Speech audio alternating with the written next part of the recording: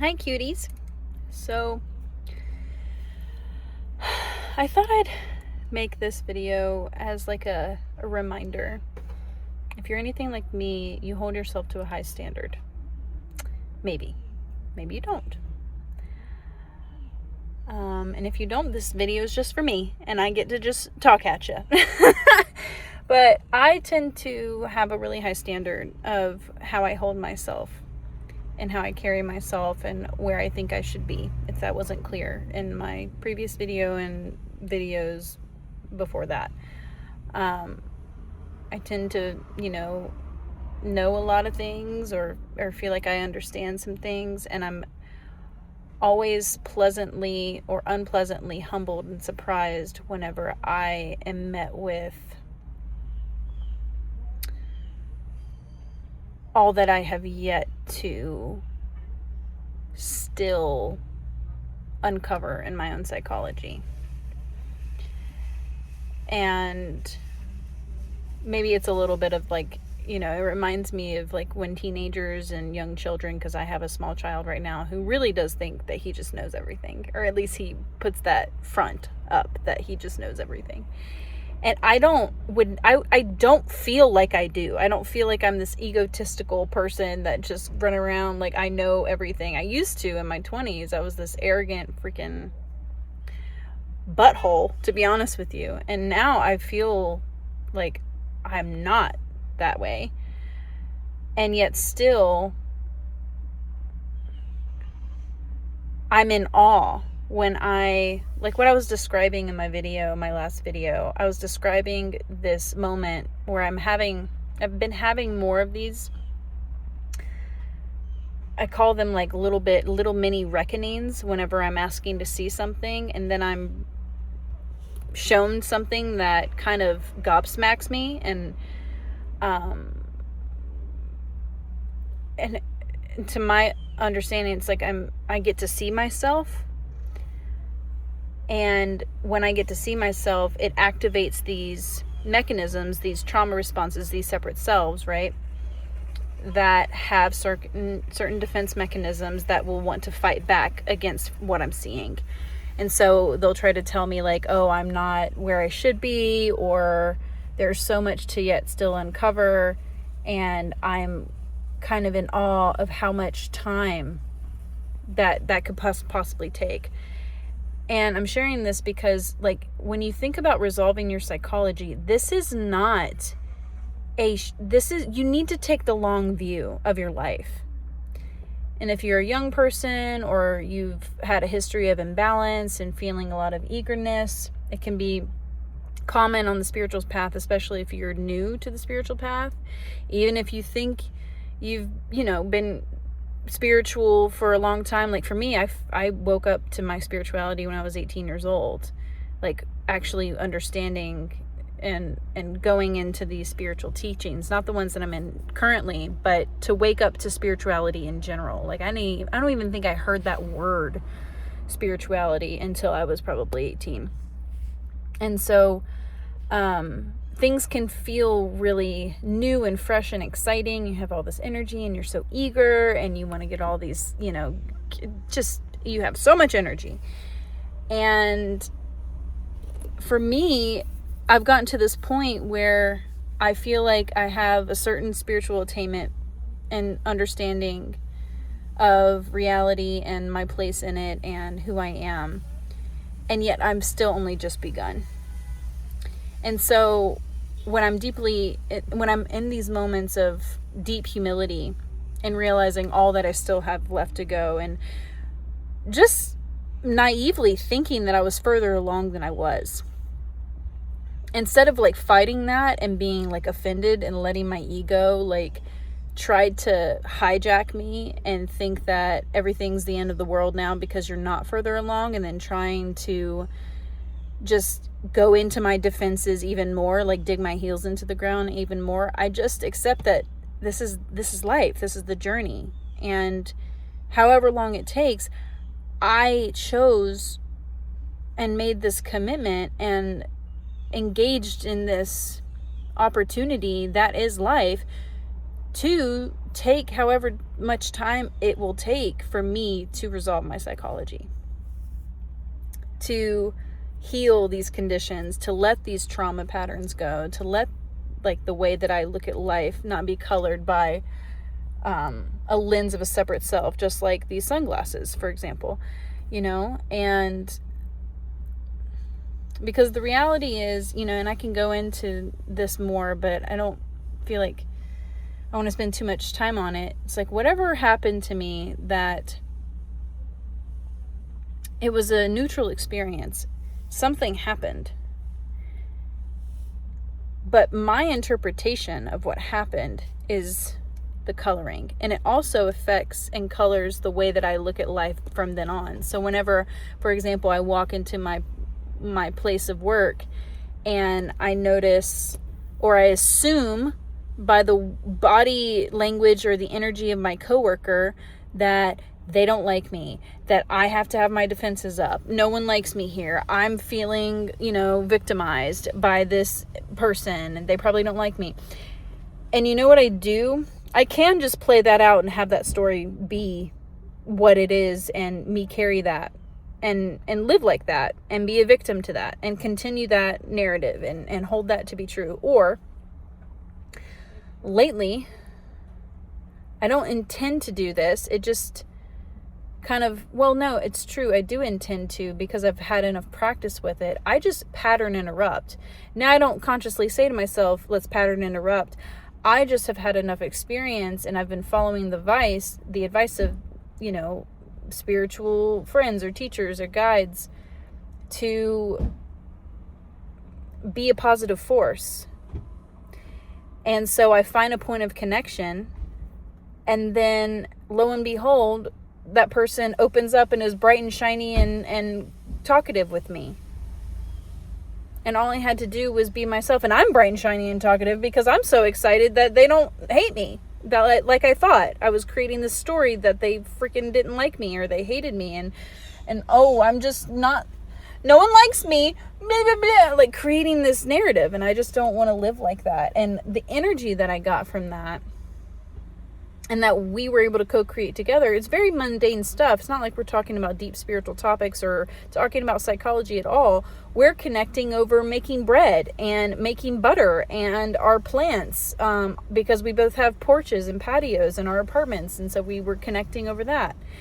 And then all of a sudden, my mom sends me, a message that was really sweet because there was a rift, but instead of me damning her and creating conflict where there didn't have to be about a situation and creating that same pattern and cycle of like frustration, I chose to respond to her differently in a way that she can actually hear me without the intention of, my intention was good, but it's like if she responded good to that or not, I wanted to at least do the best that I could to make the opportunity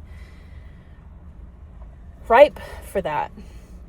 And then I had all of a sudden back-to-back positive experiences because I chose to do something different instead of perpetuate the cycle of negativity, letting the separate selves, the trauma cycles, the forces within that are still unhealed, and to continue feeding off of negative energy. And I decided to do something different. And so me doing something different and created a different response from the matter light because I chose to engage with the process in a positive way. And so I got positivity back. And that's also creating new neural pathways in my brain to say that, oh, you are safe. Yeah, the world isn't perfect. You live in an unnatural planet. People have the free will. People can hurt you, whatever. But I trust that I live in a loving universe that wants to support me.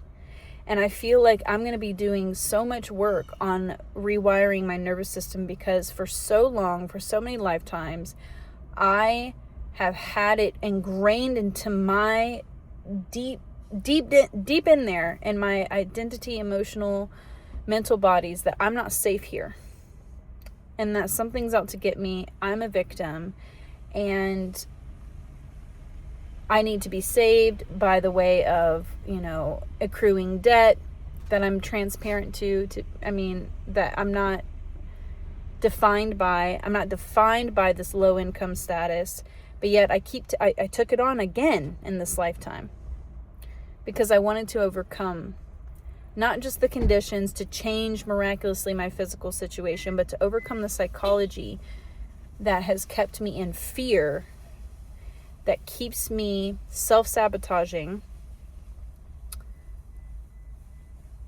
and perpetuating the same thing that I don't actually want. And it's not about the conditions. It's really not about the physical manifestation of my socioeconomic status or whatever. It's really not about that. It's really about this mentality, this worldview, this perception filter that I am choosing to look at life through, that I'm not safe, that I am not nurtured.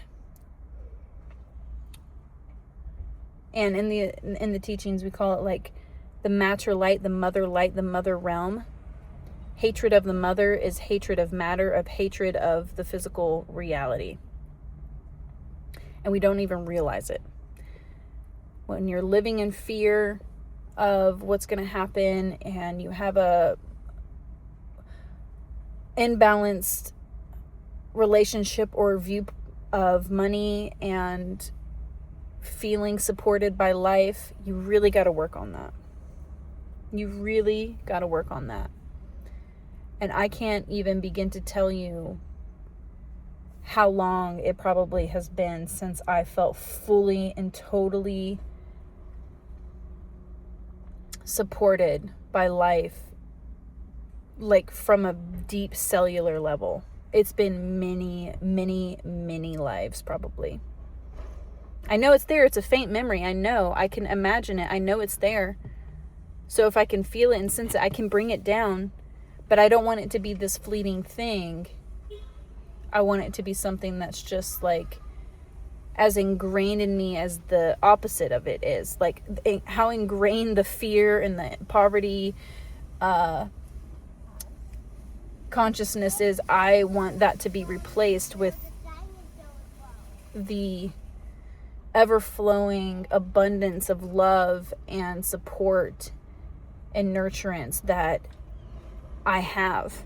And I need to, I want to work on that consciously so it sets in at a subconscious level, and that I can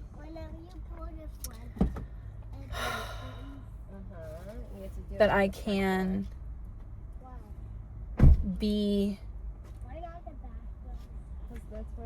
kind of reborn. I'm a little distracted because of the background, but yeah, I'm just trying to really work with it and send the message back, because I'm asking for help, right? I'm asking for answers. I'm getting feedback. I'm a little slow. I think I'm a little deaf sometimes. I'm a little hard-headed. I don't mean to be. It's just when you've spent lifetimes shutting things out because you've been so traumatized and you don't want to experience the pain again, you create this like artificial bubble of just running away. And then however many lifetimes I was probably living as a monk or some type of isolated away from people, to just try to recuperate for lifetimes and slowly work myself up in consciousness.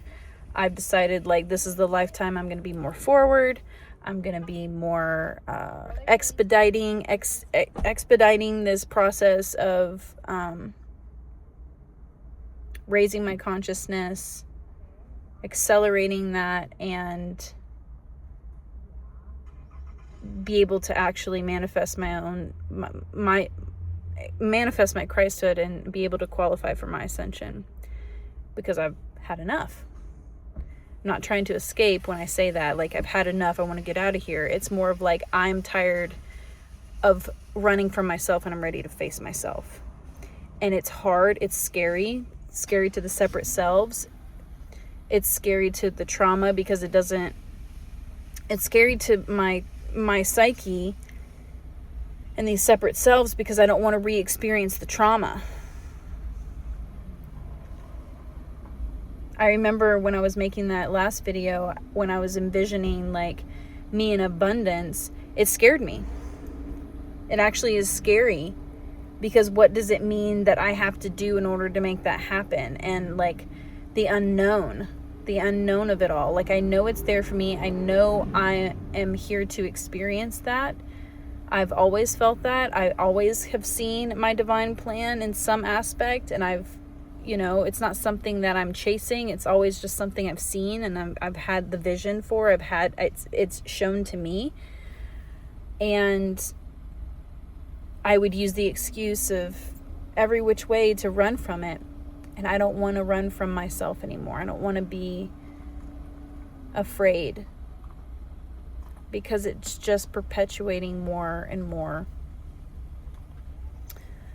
pain and suffering, and more opportunities for victimhood, and not being able to see things for what they really are. And I just don't want to do that. And I understand it might take a long time. These cells weren't built overnight, and they don't dissolve overnight. You constantly have to be making the choice that I'm not going to continue to believe this. I'm not going to believe this.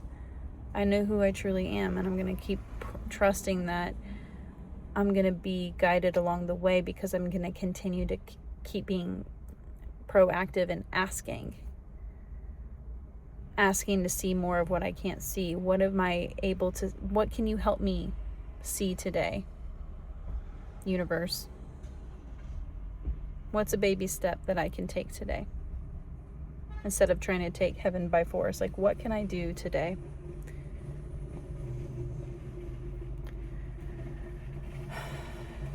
And then relax.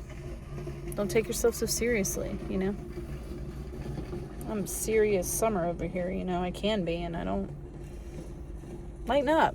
You know what I mean? Lighten up. That's why I get these earrings. That's why I do fun shit with my earrings and my clothes at work.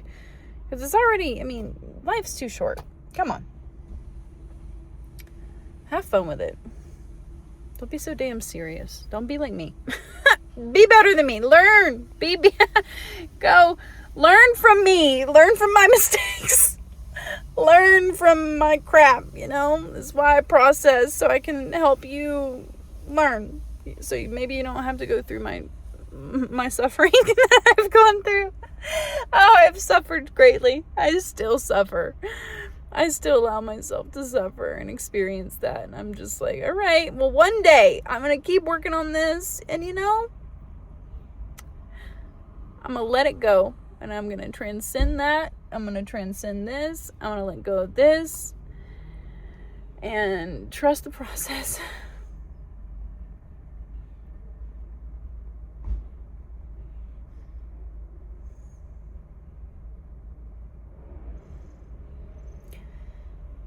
Okay. I'll talk to you soon. Bye.